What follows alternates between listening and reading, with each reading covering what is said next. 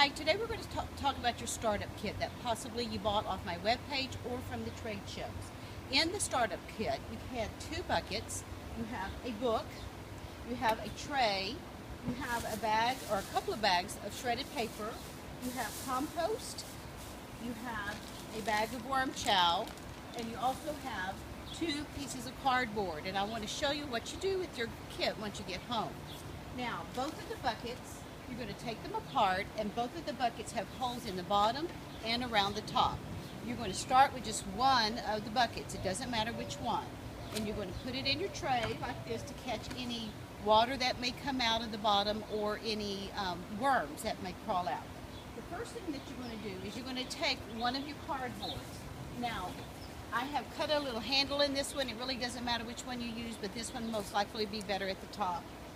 But you're going to put the piece of cardboard first on the bottom of the bucket that you're going to put your worms in. The purpose of this is to cover up the holes to help prevent as much as possible any worms coming out of the holes.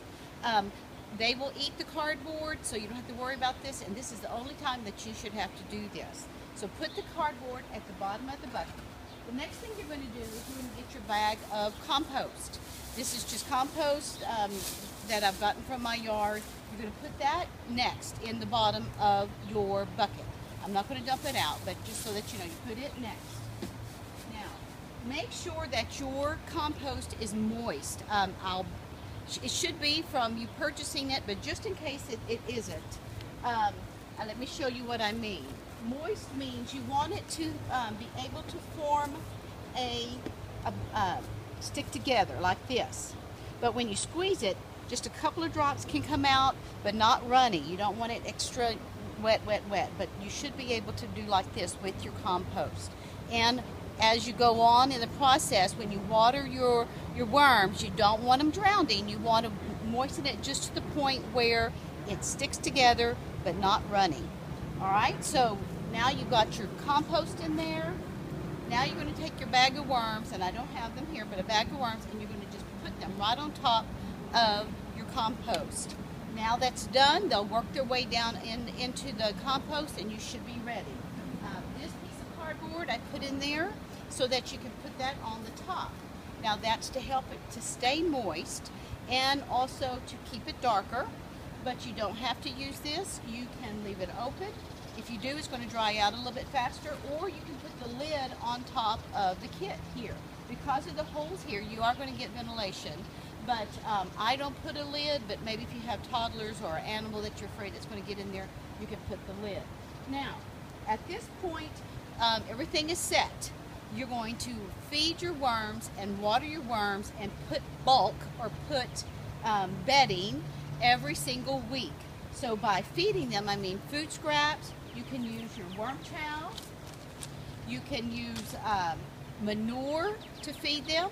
For the bedding, you can use the shredded paper, or you can use peat moss for your bedding, or you can use just mulched up leaves. These all can be used as bedding. The worms eat all of this. They eat the bedding and they eat the food.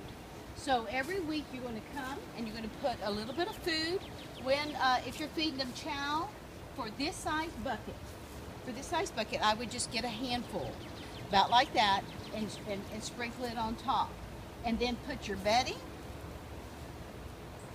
in there, and then water it, mix it all up, give it the little squeeze test, make sure that you don't have too much. Now if you do overwater, it's okay because it's going to go in the tray. But you mix it all up, put your lid back on it, and what I do on my cardboard is I write, on this date this is what I fed them.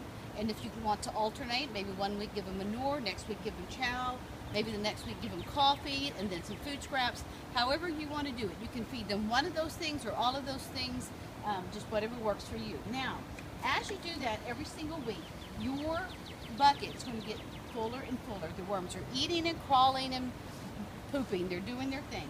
So when it gets about right here, and that's going to take a couple of months, you're going to take your second bucket that has the holes in it, and you're going to put it on the top, so it'll sit about right there. And you're going to continue to do the same process. Put your paper and your food and your peat moss and whatever, and water and your food, and you're going to build it up. So after about 1 month of this bucket, now your bedding and your worms will be about right here. Because the worms follow the food, all the worms from this bucket have now gone into this bucket. So after about a month, you're going to be able to take this bucket out. The worms are now in this bucket. This bucket's going to be full of your new vermicompost. So you're going to take this bucket and you're going to dump it out and put it in your garden or store it however you choose. Now you're going to take this bucket and you're going to put it as the bottom bucket, and it'll be right here. So don't put this bucket back on it yet. You're going to build it up just like you did the first one, and then now you can put that bucket here and just continue the process over and over. Now, if worms come out in your little tray, don't get, you just dump it back in and just keep that in there like that. And you just do the process over and over. Now, these worms will multiply if they're watered and fed adequately. You're going to double your worm population every 90 days. So at some point, you're going to have to take some of the worms out and either start another bucket, or possibly you might want to go to a bigger container like a tote. And you can do the tote exactly the same way as you did the bucket. You can get you 2 totes, do the holes in the bottom of them, and as this one tote fills up, you can put the second tote on top and do the same thing as you did with the buckets, but now you're using a tote. So that's how this starter kit works. Hope you enjoy it, and I hope that helped. If there was any confusions, of course, read your book. The book is very good. It goes very detailed. It comes with the kit. And then there's some brochures that I send home with you as well. Happy worming!